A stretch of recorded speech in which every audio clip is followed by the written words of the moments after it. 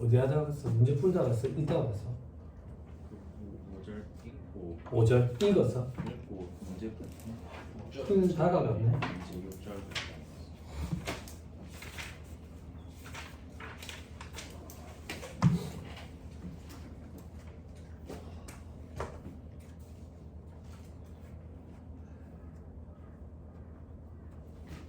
어, 6절은 잘하네. 네 6절 예, 5절 다 풀었네요. 6절 서머리 읽읍시다. 오늘 또 시간이 토막이죠. 네 그죠? 내가 혹시 오가고 있으면 이제 그만해야 됩니다. 내가 얘기를 해줘. 알겠습니다. 어째? 알겠습니다. 점심 먹고 나서 할 때. 자, 4-116페이지 한번 보세요. 여기는 단순 암기죠. 그죠? 암기할 게 조금 많아가지고 좀 그렇긴 한데. 취득가액 계산은 일반 원칙이 되어 있죠. 뭘 공부하고자 하는 것이냐 이거야. 세법상 취득가액은 도대체 얼마냐 이거야. 회계상 취득가액에 대해서는 이미 파트별로 공부했거든. 차이가 생기면 세무조정 사항이 발생할 수 있으니까 그거에 대해서 좀 보자고 얘기해요. 그러니까 취득가액 계산은 일반 원칙 돼 있죠. 취득에 소요된 금액과 취득세, 등록면허세, 그 밖에 부대비용 합계 당연하죠. 그죠? 재고자산은 사용 가능한 재고자산은 판매 가능한 상태에 이르기까지 발생한 모든 부대비용. 유무영자산은 사용 가능한 상태에 이르기까지 발생한 모든 부대비용을 가산하죠. 그 세법도 똑같다 그 얘기예요. 다만 주의해야 될 게 별표시 1, 별표시 1 다음 페이지 별표시 1에 보면 동그라미 1번에 토지와 건물 한 개 취득해서 토지가액과 건축물가액이 구분이 불분명한 경우 요거는 시가로 안분 계산을 해야 되죠. 그죠? 그죠? 회계에서는 어땠어요? 공정가치 비율로 안분 계산했었죠. 그죠?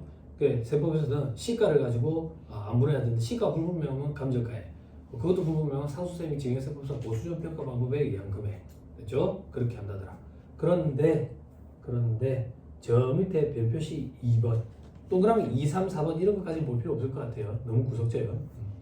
S표 치지 말고 2차 때는 봐야 될 거 아니에요. 자, 저 밑에 별표시 2번 단기 금융자산 등 기업회계 기준에 따라 단기 매매 항목으로 분류된 금융자산 및 파생 상품을 말한다 돼 있죠. 자, 이건 뭔데? 다시 왼쪽 페이지 2번에 단기 금융자산들은 부대비용 가산 안 하는 데 있죠.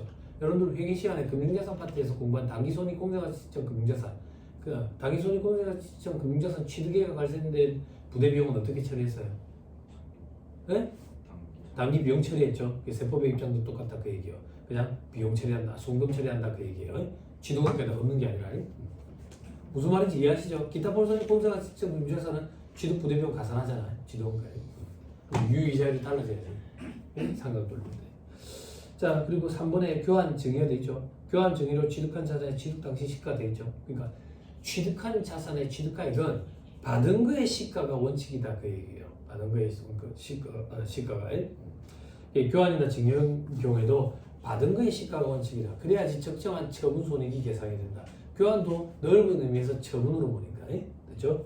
자, 4번에 합병 분할 세물출자에 따라 취득한 자산, 적격 합병이나 적격 인적 분할의 경우에는 장부가액으로 한다고 했었어요. 그죠? 자, 별표시 3번 어디 있지? 시가에서 자산 조정 계정을 뺀 금액이 되는데 저 다음 페이지 4-119페이지 4-119페이지 보면 박스 3번에 합병돼 있죠. 그때 왼쪽에 합병법인 있죠. 합병법인. 그죠? 합병법인의 동그라미 1번 적격 합병의 경우에 토지가액 있죠. 70대 있죠. 여기 시가거든. 근데 대변에는 자산 조정 계정에 가지고 10대 있죠. 이거 네팅하면 60이 돼. 네팅하면 이 60이 장부가액이거든. 요걸 얘기하는 거예요 지금. 적격 합병, 적격 인적 분할의 경우 그거에 따라 가지고 취득한 자산을 장부가액으로 처리한다라는 얘기야. 그죠? 그죠? 다시 돌아가가지고 동그라미 이번에 위외의 경우도 있죠. 그러니까 비적격 합병, 비적격 인적 분할, 문적 분할, 현물 출자의 경우는 해당 자산의 시가, 이제 받은 거의 시가가 원칙이다. 됐죠? 그거는 4-120페이지 제일 위에 동그라미 2번에 있어요. 눈으로 확인하고. 확인했어요? 다시 돌아오고. 자, 그 다음에 5번에 주식 돼 있죠? 그죠? 5번에 주식에 괄호 3번부터 보세요. 합병이나 인적 분할로 취득한 주식 돼 있죠? 자, 요거는 이 얘기예요. 4-119페이지. 4-119페이지에 피합병법인의 주주들 있죠? 그죠? 이 사람들은 피합병법인의 주식을 반납을 하고 합병법인의 주식을 받게 되죠. 그죠? 그때 이 주식의 금액은 얼마냐 이거야. 이게 시험에 받은 거의 시가 이러면 틀린 소리예요. 그죠? 요거 우리 어떻게 암기하기로 했어요? 종전 장부가액 더하기 불공정 자본거래로 분여받은 이익 더하기 합병 분할로 인한 의제 배당에서 합병 분할 교부금 차감하는 거 요렇게 암기하기로 했어요? 그냥 여러 개 더한다 하더라 요렇게 암기하기로 했죠. 그죠? 이걸 일일이 다 공부하려면 좀 어렵고 1차 시험 목적으로는 조금 과하다라는 생각이라서 우리 안 하기로 했죠. 그죠? 그냥 여러 개를 더한다더라. 그지? 그래서 시험 문제는 받은 거에 시가다 이러면 틀린 소리다. 예? 됐죠? 그 정도만 하기로 했다. 예? 다시 4-116페이지 5번에 이제 괄호 1번 물적 분할로 분할법인이 취득한 주식 돼 있죠? 그죠? 물적 분할로 분할법인이 취득한 주식은 또 어디 있나? 물적 분할은 현물 출자랑 동일하다 이렇게 기억하라고 했어요. 그죠? 그래서 괄호 2번이랑 같이 봅시다. 괄호 2번에 현물 출자로 출자법인이 취득한 주식 돼 있죠? 그죠? 요거는 요거야. 4-118페이지 박스 2번에 괄호 1번 있죠? 그죠? 그때 출자한 법인 입장이에요. 출자한 법인 입장에서는 재산을 출자하고 그지? 그리고 주식을 받아오잖아요. 그러니까 받아온 주식의 취득가액을 얼마나 할 거냐 이거야. 얼마나 할 거냐? 원칙은 뭔데? 원칙은 동그라미 2번이지. 동그라미 2번. 받아온 주식의 시가가 원칙이라고. 근데 동그라미 1번은 뭔데? 현물 출자를 하면서 비출자법인이 설립이 됐거든. 그러면 설립된 비출자법인의 시가 자체가 아직 형성이 안 돼 있을 거라고. 그러면 출자한 재산의 시가가 돼야지. 그지? 그래서 토지의 시가 이렇게 되는 거야. 토지의 시가대로 주식 취득가액을 잡겠다 그 얘기예요. 됐죠? 조금 보여요. 그죠? 돌아오세요. 자, 그 다음에 괄호 6번 자산 취득 시 매입한 채권이라 돼 있죠? 그죠? 유형자산 취득 시 불공채 불가피하게 매입하는 경우 회계에서 공부했던 거 기억나죠? 그죠? 현재가치 평가해가지고 그 차액은 유무형자산 취득원가에다가 가산했었죠. 그죠? 세법의 입장은 뭔데? 세법의 입장은 명문가의 평가가 원칙이다. 그렇죠? 뭐 유형자산은 그냥 국공채 명문가액으로 평가하니까 나머지다 나머지. 근데 예외적으로 국공채는 현재가치 평가하고 차액을 유형자산 취득원가에 엎으면 그것도 인정해준다. 그러니까 기업의 기준을 수용한다 그 얘기예요.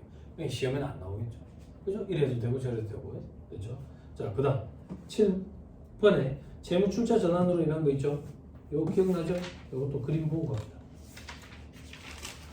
4-120페이지 재무의 출자 전환, 재무자 입장 요건 앞에서 했었어요. 그죠? 중간에 시가 하나 끼워 넣어가지고 시가까지 금액을 주발초로 보고 시가 초과액을 재무 면제액으로 받죠. 그 재무 면제액은 입금이고 주발초는 입금 불산이 항목이었어요. 이 재무 면제액 중에 2월 소금 보전에 충당한 금액은 입금 불산이 기타 했었죠. 그때 2월 소금은 발생연도에 제한이 없었어요. 그죠? 그리고 나머지 금액은 입금으로 당기연도에 과세가 되는데 요건 충족 법인들이 있었죠. 회생계획 인가 결정을 받았다든지 기업 정상화 계획 이행에 착수했다든지 왠지 꼭 망할 것 같은 회사 그런 회사들을 도와주기 위해서 과세를 안 하는 건 아닌데 뒤로 밀어서 과세한다 했어요. 뒤로 밀어서 어떻게 과세하는데 지금 당장은 과세 안 하니까 입금부산이 기타 혹은 마이너스 유보를 하고 뒤로 밀어놨다가 결손이 발생하는데 입금살입 유보로 추입 입금살입 기타로 추입. 언니 눈이 자불자불한다. 큰일 났다. 시작과 동시에 이래 자불자불하다가 또 집에 간다. 자불자불하면 안 된다고. 3월이잖아. 꽃피는 3월. 꽃이 아직 안 폈어. 좀 문제긴 한데. 다른 지방이 벌써 꽃 폈어요. 다른 지방이. 졸지 마세요. 피곤하죠. 올라니까. 그죠? 어디입니까? 울산은 어디입니까? 언양 쪽. 언양 쪽? 그럼 경주 가까우면 된가? 아니 안쪽으로. 안쪽이 아니고. 바깥쪽은 없어요. 그쪽 아니에요. 거기 그 KTX 역 있는데. 맞죠? 멀리 보네.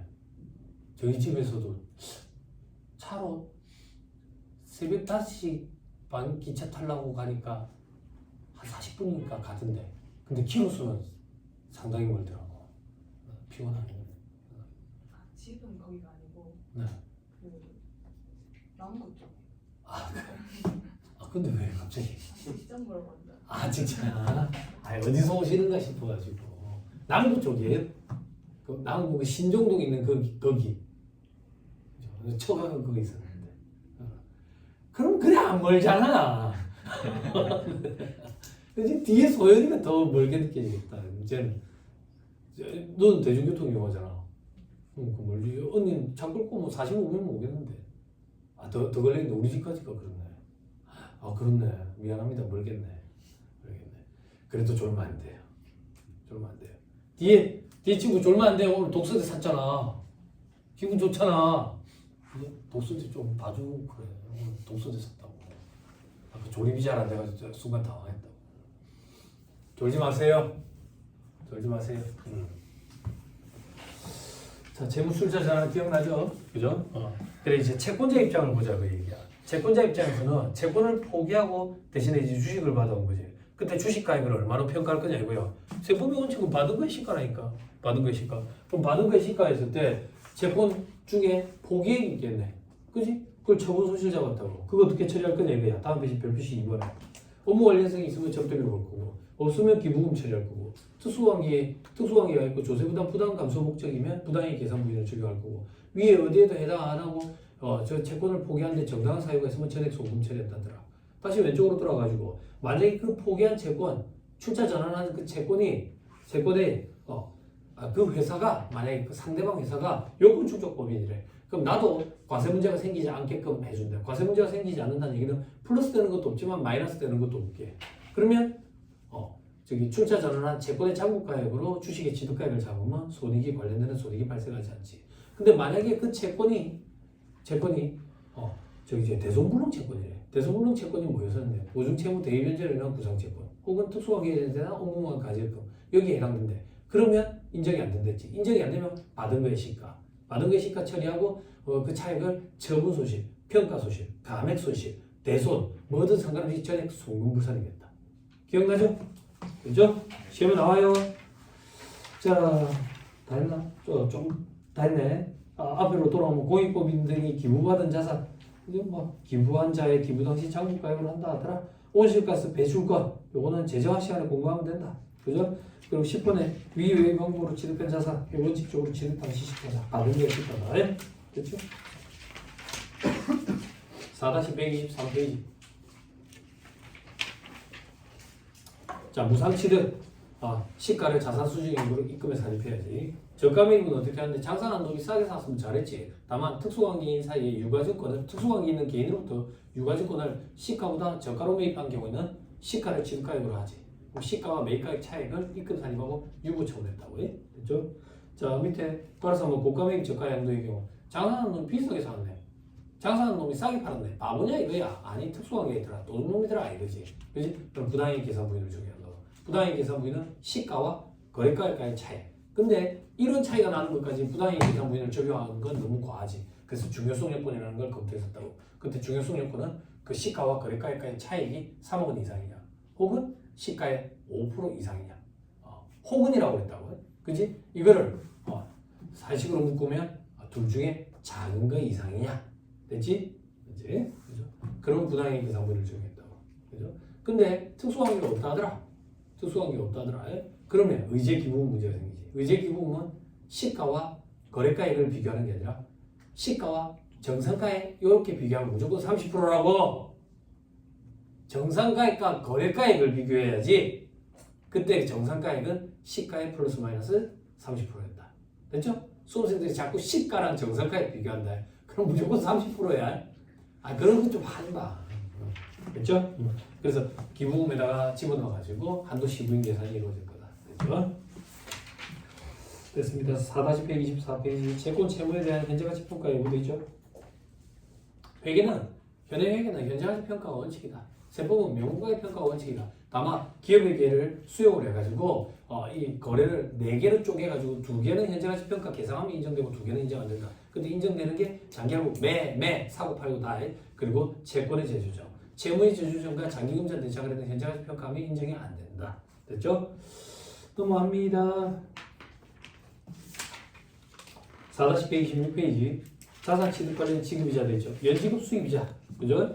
회계에서는 이거를 이자 비용 처리하거든. 세법에서는 원칙이 취득원가에다가 계산하는 게 원칙이라고. 취득 부대 비용으로 봐가지고. 근데 기업회계 기준을 수용해가지고 이자 비용 처리하면 그것도 오케이 인정이 돼. 그러면 시험 문제 안 나오겠지.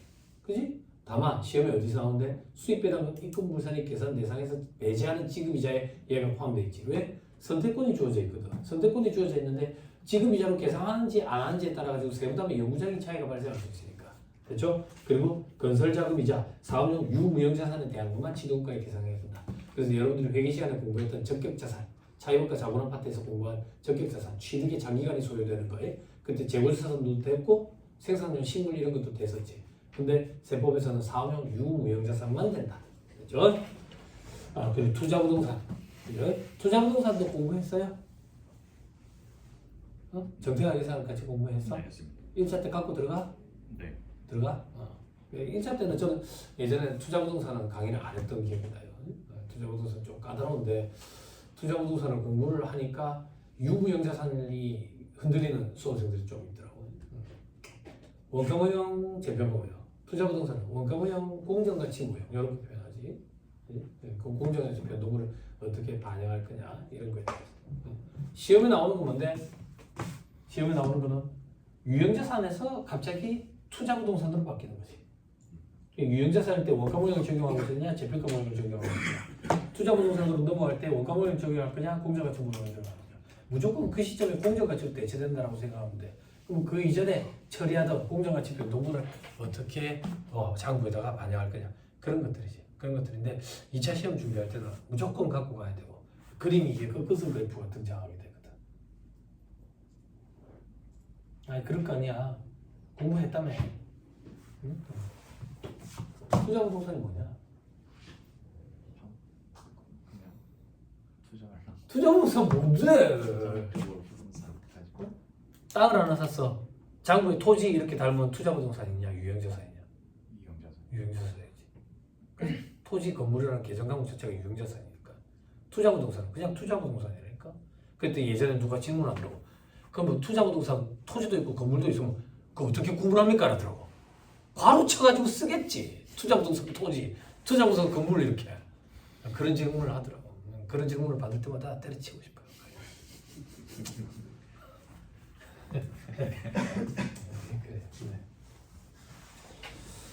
네, 단위 시세 차익 목적이라든지 임대 수익 목적으로 보유하는 자산이 이제 투자부동산이에요. 다시 돌아올게요.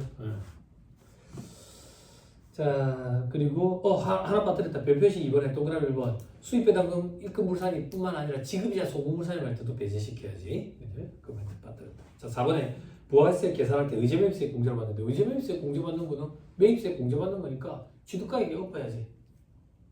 아니 뭐래 취득가액이 엎으면 안 되지. 그지? 그죠?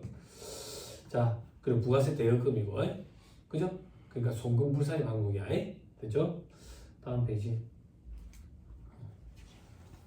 세부사항에 무한수입 상품 있죠. 이건 안 중요한데 시험에 보기 한 문장 구성한 적이 있거든. 그냥 잠깐만 보고 가죠. 무한이라는 얘기는 공짜다 이렇게 생각하면 돼. 해외에서 물품을 무한으로 수입하는 경우에 물품 통과 시 관세의 과세 표준이 되는 감정가액을 입금에 산입한다 하더라. 그만 그 정도가 그 멘트 정도가. 자 재고자산 평가가 돼 있죠. 그죠? 재고자산 평가 범위에 제품, 상품, 유가증권 제외돼 있죠. 유가증권은 뒤에 있는 유가증권 평가 방법에 따르거든. 그리고 반제품, 제공품, 원료, 저장품 이런 것들. 자 별표시 1번에 재고자산 위에 4가지 종류별, 영업 종목별, 그지? 그리고 영업 장별로 달리 평가가 가능하다. 영업 장별로 달리 평가 가능하다는 게 회계랑 차이지. 회계는 지역별 위치나 장소가 다르다는 이유만으로 재고자산 평가 방법을 달리 적용하는 것은 적절하지 아니하다 이렇게 돼 있다고. 그지? 여기 회계랑 차이점이지. 그지? 그리고 후입선출법 세법은 인정이 된다고. 인정이 돼요. 회계는 인정이 안 되지만. 됐죠? 자, 그 밑에 평가 방법. 저가법 회계는 강제에 이렇게 있죠. 그죠? 평가 손실 계산했던 거예요. 그지? 세법은 원가법, 저가법 중에 선택이 가능해요. 그러니까 저가법 인정이 안 되는 게 아니라 선택해서 신고하면 저가법 적용 가능하다고. 근데 오른쪽에 있는 예외는 뭔데? 저가법을 선택해서 신고 안 했어. 그럼 원가법으로 했다는 얘기야. 그럼에도 불구하고 파손이나 부패 등 외관상 객관적인 사유가 명백한 경우에 그 파손이나 부패가 발생한 사업연도에 평가 손실을 계상하면 인정이 되는 특별한 결산 조정 사항이지. 다시 그럼 원가법은 뭔데? 세법에서 말하는 원가법은 개별법. 여러분들 회계에서 공부한 개별법. 그리고 저기 어디야? 원가 관리에서 공부한 개별원가 계산. 그지? 그리고 선입선출법. 그리고 구입선출법. 그리고 이동평균법. 매출가격환원법. 이게 뭔데? 매출가격환원법이 뭔데? 소매제공법 얘기하는 거예요. 소매제공법. 요 중에 선택 가능하다. 다음 페이지. 평가법의 신고범위 변경 신고도 있죠. 그죠? 최초 신고 기한 신설 범위는 설립일이 속하는 사업연도 법에서 과표 신고 기한까지. 그 과세기한 종료일 12월 31일이야? 아니지. 3월 31일까지를 얘기하는 거야. 12월 말법인 경우에는. 그렇지? 자, 오른쪽에 신고 기한이 경과한 후에 신고하면 신고일이 속하는 사업연도까지는 무신고로 봐가지고 무신고시 평가하고 선입선출법 적용하겠지.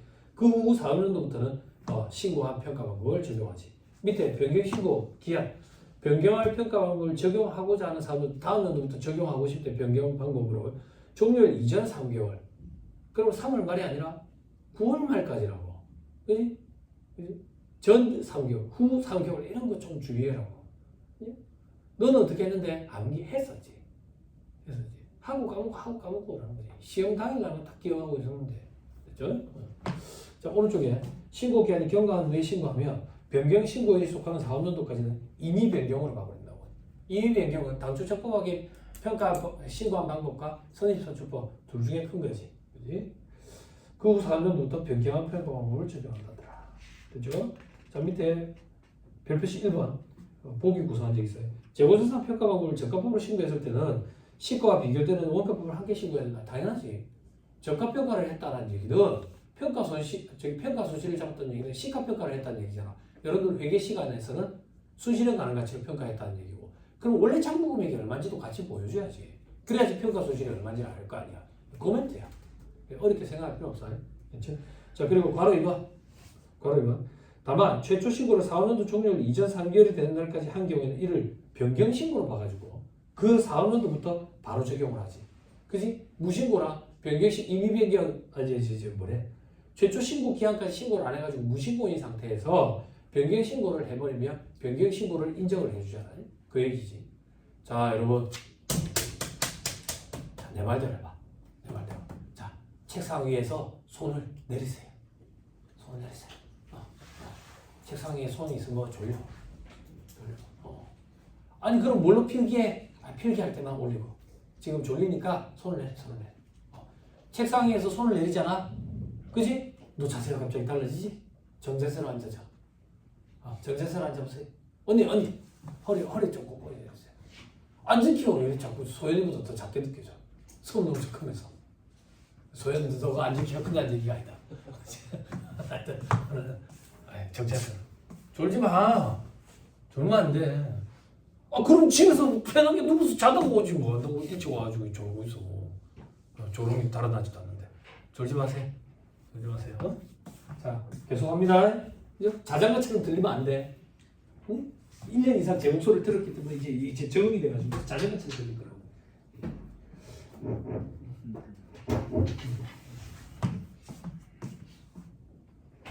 자, 저 밑에 박스 1번에 무신고시 평가 방법, 선입선출법이라고 해요. 매매 목적용 부동산은 개별법. 요거는 말문제 보기 구성한 적이 있으니까 요것도 조금만 보고 해. 자, 그 밑에 임의 매개시 평가 방법은 무신고시 평가 방법과 당초 적법하게 신고한 평가 방법 둘 중에 구분한다더라. 무겁게 과세하기 위한 목적이다. 선입선출법도 무신고시 평가 방법도 그렇고 해. 계속 물가가 상승한다고 보니까 인플레이션 가정을 해 있다고 보니까. 다음 페이지 4번에 재고자산 관련 세부조정에 자, 세부조정 기본구조로 되어 있죠. 유무 금액을 추인하는 데 있죠. 결산상 기말 재고자산이 6이고 세법상 기말 재고자산이 5래. 그러면 결산상 기말 재고가 과대계상이 되어 있네. 과대계상이 되어 있는 거는 다음 연도에 자동으로 추인이 되네. 여러분들 회계 시간에 회계 명기가 오류 수정에 이제 자동 조정 오류지.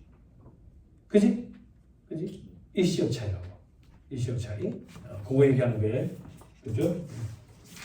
그래서 자동으로 바로 자동 추인시켜야 돼. 자동 추인 좀 뭐 이랬어요. 대소충하고 한도초가 있다는데 뭐 소문산이 마이너스 6으로 추인시켰어야 되지. 그거는 논리가 총액분 논리 때문이었다고요? 됐죠?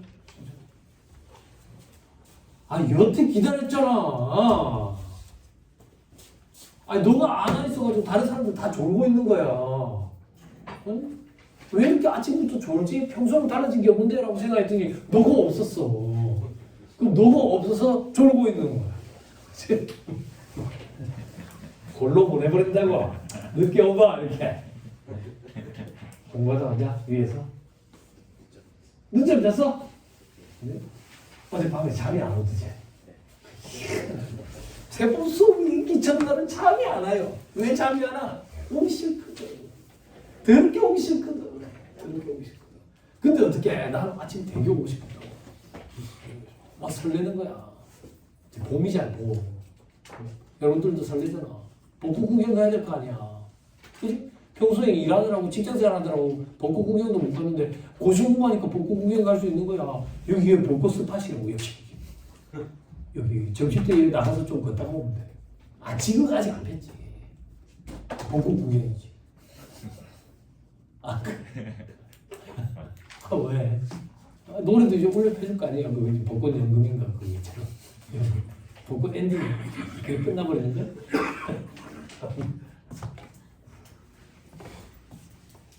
그래서 개운해? 개운하냐? 잠을 잘 자야 된다 사람이. 잠을 잘 자야 돼. 그럼 공부할 시간이 없잖아요. 그럼 운동해야 하는 거야. 운동하면 피로가 빨리 회복이 돼요. 그래서 하는 거예요. 그래서 자 봐봐 쟤 얼굴 맨날 그 맑잖아. 쌩쌩하잖아. 왜 저런가 했어. 그럼 운동을 하니까 그렇지. 꾸준히 하고 있니? 일주일에 몇 번 하는데? 4번이나 해? 많이 하네. 운동을 하면 다르다고. 사람이 혈색도 다르고. 나도 얼굴이 많이 톤이 밝아졌다고. 그 작은 가시를 좀 둘러서 어제 염색하러 갔는데 미용사가 얼굴 왜 이러세요? 장미를 좀 끌어안아가지고.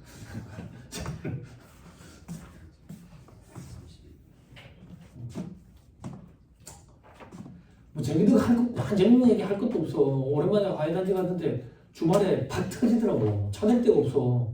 가족 단위로 애들 데리고 와가지고 꼬구이하기 좋으니까. 여러분들은 조금만 기다렸다가 벚꽃 구경 좀 하고 시험 합격하고 4월에 올해는 4월에 시험 들었잖아. 벚꽃 구경 가고 싶어? 안 가고 싶어?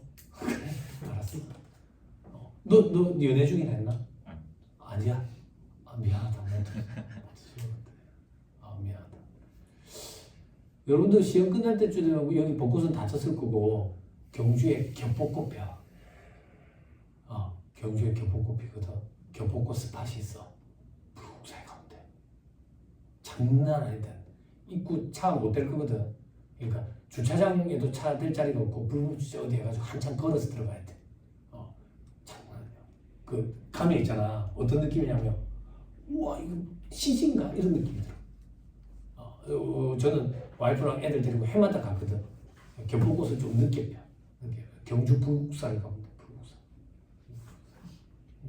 우리 시험 딱 끝나고. 그때 잠깐 갔다 왔대. 아니 2차 시험은요. 동차는 심의 정지해준다 했잖아. 예? 근데 여러분들 제 손을 떠날 거니까 여담사가 조금만 말씀드리면 그 동차로 2차 시험 들어갈 때 수험생들이 그런 애들이 있거든. 준비가 안 됐어. 어느 정도로 준비가 안 됐는데 강의도 다 못 들어.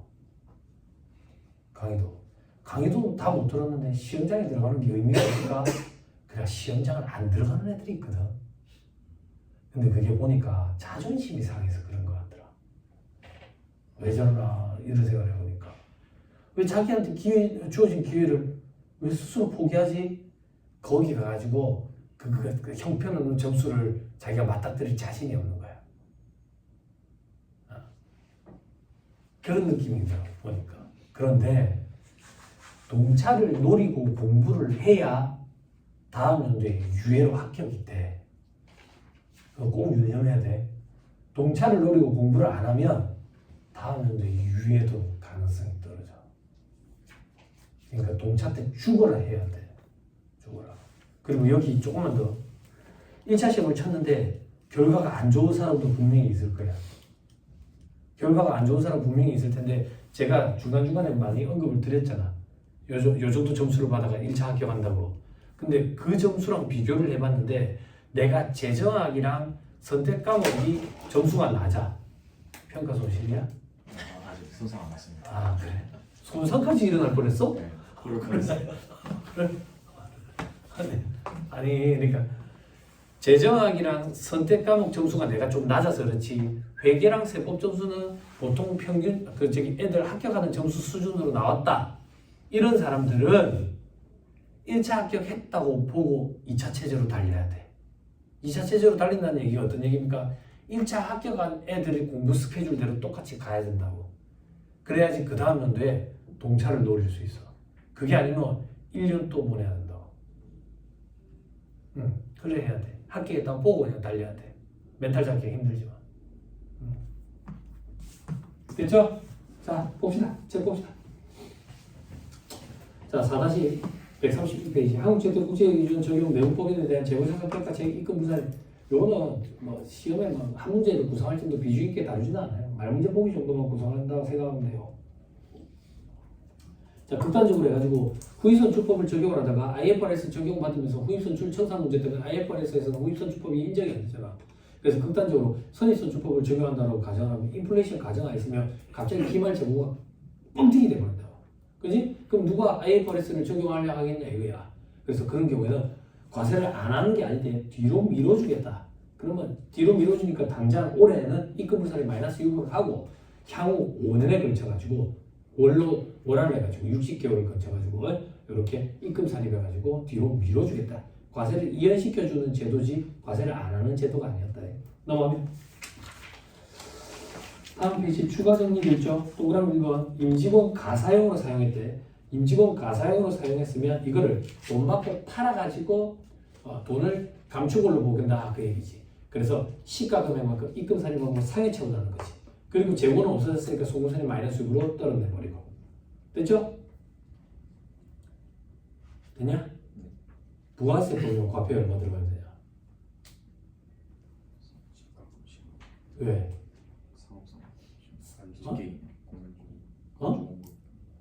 그 간주공급 중에 뭐냐고. 개인적 공급이지. 이거 간주공급 다 알고 있잖아. 개인적 공급이지. 그치? 비상각자 사는 경우에는 시가 들어가지. 됐죠? 자, 동그라미 2번 매출가격 환원법 적용. 소매제공법 적용했을 때 판매 예정 차손이 발생한다는 얘기는 그 원가율 뽑아내잖아. 원가율 뽑아내는데 100%가 넘는 거야. 100% 넘어. 그게 말이 되냐 이거지. 그럼 100%를 한도로 한다 그 얘기야. 그렇죠? 그때 판매 예정가액을 그냥 기말 재고자산가액으로 한다. 다음 페이지. 신고한 재고자산 종류별로 합계액을 기준으로 평가하고 재고자산 종류별로 여러 품목이 있더라도 그죠? 품목별로 평가하는 것이 아니다 이렇게 됐죠? 그죠? 자, 이거 무슨 말인데? 후에 A 품목, 그죠? B 품목이 있더라도 합계액을 기준으로 평가를 하는 거지. A 품목, B 품목 따로 하는 게 아니다. 됐죠? 네. 여러분들은 좀 주의하셔야 될 게 유형자산의 그런 표현이 나오죠. 여러분들 회계 시간에. 유형자산 최초 취득했을 때는 원가 모형과 재평가 모형 중 선택해서 분류별로 적용한다고 그랬죠. 그때 분류별은 토지는 원가 모형, 건물은 재평가 모형 이걸 얘기하는 거지. 토지 A는 원가 모형, 토지 B는 재평가 모형 이렇게 적용하는 걸 얘기하는 게 아니다. 그냥 그 분류별이라는 표현으로 번역을 했을 뿐이다. 그게 어떤 의미로 통용이 되는지는 여러분들이 그거를 이해를 잘 해야지. 동그라미 4번에 새로운 업종을 추가하고 그 업종 개시에 속하는 사업년도 법에서 신고 기한까지 재고자산 평가 방법을 신고한 경우 새로운 업종을 개시한 사업년도부터 신고한 평가 방법에 따라 평가한다. 새로운 업종이니까 이건 별도로 본다 그 얘기야. 별도로 재고자산 평가 방법을 신고해가지고 선택해가지고 신고하면 된다 그 얘기야. 그렇죠? 자, 밑에 4번에 유가증권, 주식, 출자, 지분, 채권 이런 거 평가 방법. 회계에서는 원가법, 시가법 등을 적용한다. 이게 무슨 말인데? 취득원가로 그냥 냅두든지 아니면 공정가치 반영해가지고 평가손익 계산하든지 그 얘기를 하는 거예요. 근데 세법은 원칙은 원가법이 원칙이다. 그때 원가법에는 여러 가지 선택권이 주어진다. 주식의 경우에는 총평균법과 이동평균법 중에 선택 가능하고 채권은 시험에 말문제 보기만 대비하면 된다. 개별법이라는 게 한 개 더 들어가 있다. 선택권에. 자, 투자회사 등이 보유한 지방투자자산 투자회사들은 이런 거 평가손익으로 묶고서 하는 되지. 그래서 민감할 거다. 그래서 시가법이다. 보험회사 특별 계정에 속하는 자산 뭐 이런 부분도 있다 하더라. 우리 회사는 보험회사다 이런 건 안 나오는데 아무튼 그 밑에 예외 다음의 경우에는 평가 수지를 계산하면 시가로 감액 가능하다. 다만 비만 금액으로 1,000원을 남겨줘야 된다. 됐지? 주식을 발행한 법인이 파산했대. 그럼 내가 갖고 있는 주식이 쓰레기 조각이 됐잖아. 그때 평가 수지를 계산하면 인정이 된다 그 얘기야. 1,000원만 남겨주고 상장 비상장 분분하고 또 그럼 이번에 다음에 주식을 발행한 법인이 부도 발생, 회생이 인가결제를 받았거나 부실 징후 기업이 될 때 상장 법인이면 다 되고 비상장 법인인 경우에는 앞에서 여러 번 공부했지, 그지? 여러 번 나왔었지. 특수관계가 없어야 된다. 그때 특수관계에 해당 여부는 5% 이하 and 10억 원 이하 요건이었다. 됐죠? 예, 감액사유가 발생한 연도에 계상한 경우에만 인정되는 특별한 계산 조정 사항이었다. 저 밑에 평가 방법, 신고 기한, 경과후 신고한 방법에 신고한 경우 평가 방법 이거는 재고조사 규정을 준용하도 돼 있고 무신고시 평가 방법은 유가조건은 총평균법이 원칙이었다. 요거 예외되는 게 뭐 있었어? 어디에 있었어? 수입배당금 입금 불산입할 때, 그때 주식 적수 계산할 때 중간에 최고 단계에 있으면 선입선출법에서 동토했지, 알지? 됐죠? 그것만 좀 주의하면 돼. 자, 그리고 이해 명령시 똑같다. 다음 페이지 유가증권 관련 세부 조정돼 있죠, 그죠? 주식 회사가 임의로 주식의 평가 손익을 계산했을 때 다 부인되죠. 근데 기타 포괄 손익을 잡을 때 입금산이 기타, 소금산이 기타 하고 부인시키면 되겠죠, 그죠? 지분법에 따라 회계 처리할 때 여러분들 1차 시험 목적으로는 아마 지분법을 공부 안 했을 거예요. 세법의 입장은 지분법 이런 거 인정 안 해준다 그 얘기예요. 인정 안 해주면 어떻게 하는데 지분법과 관련된 손익들을 다 부인시키면 돼요. 지분법 손익은 단기 손익이에요. 단기 수익 또는 비용이라고. 그럼 입금불산이, 송금불산이 이렇게 하면 돼. 그리고 대변에는 상대 계정은 관계기업 투자주식, 지분법 적용 투자주식이라는 주식, 취득가액을 건드리기 때문에 자산을 건드리기 때문에 유보나 마이너스 유보 이렇게 하면 돼.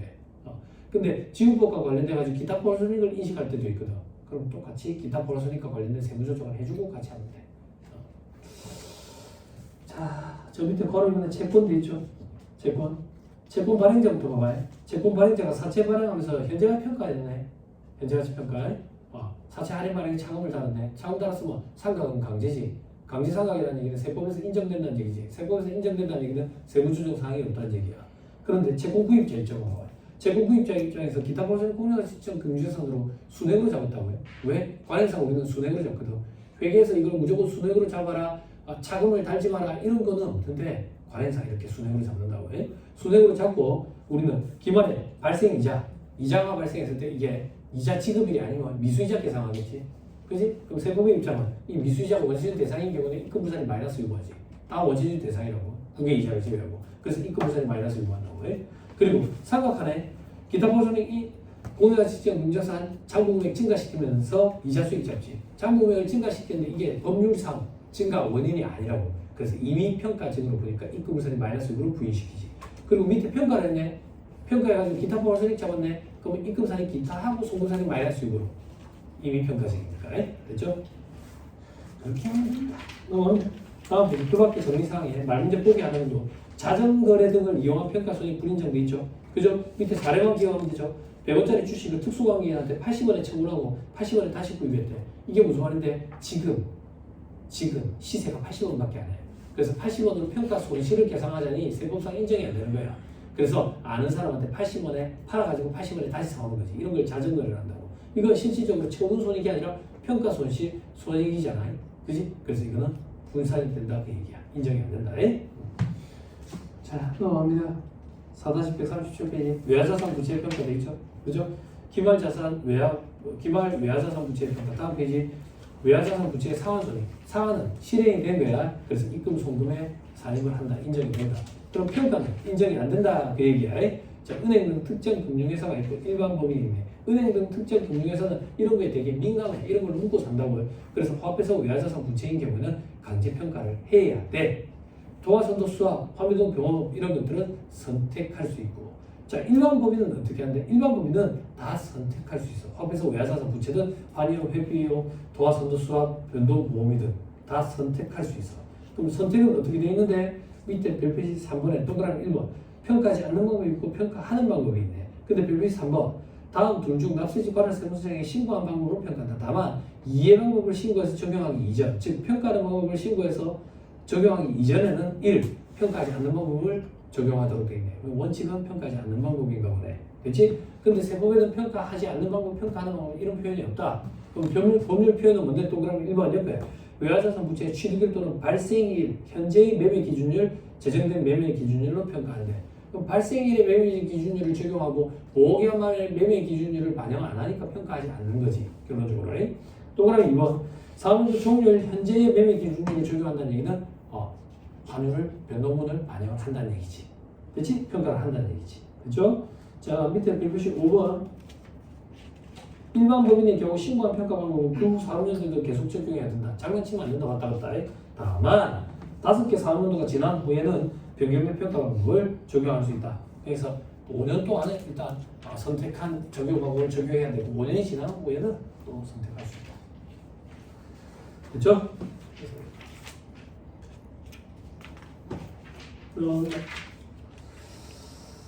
다 했나? 4-139페이지 제일 밑에 가상자산. 가상자산은 선입선출법이다. 됐죠? 자, 문제 풀 건데 조던 사람들이 속출하고 있어서 잠깐 끌었다가 문제를 한번 풀어볼게요. 잠깐 쉬었다가